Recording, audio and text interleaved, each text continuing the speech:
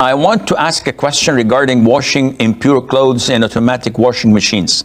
Is it sufficient to wash them in a machine with pure clothes and they would become pure?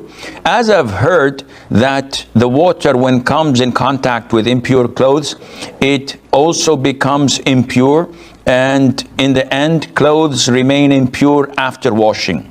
And if stains of impurity remain on clothes after washing, such as stain of madhi or mani and menstrual blood, are the clothes considered impure?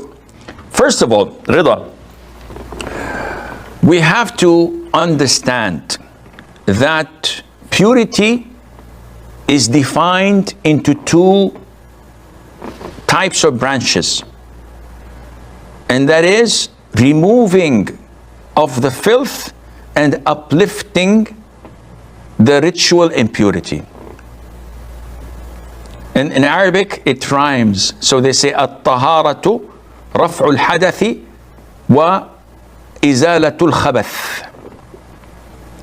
And I will not go into details, but if there were to have stains on this head cover that I'm wearing, and the stain is here, and I put it aside, and it rains, and I come after it dries, and the stain is gone. The impurity is gone. Of course, the stain is a result of an impurity.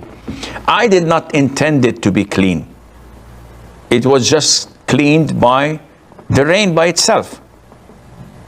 Is this sufficient? The answer is yes. Because removing the filth, the impurity, does not require an intention. Anything that removes the physical impurity is sufficient. And to the extent that scholars say that removing an impurity does not even require water. If it was removed by another liquid, another thing, this is sufficient.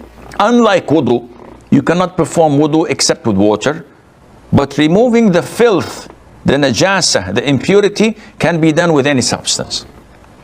Now, as you have stated, Rida, scholars said that the amount of water to remove an impurity must be overwhelming. This is what the scholars say. However, overwhelming does not mean 10, 15, 20 liters of water. The nomad who came and urinated in the masjid, the Prophet told the companions to bring a bucket of water and pour it over it.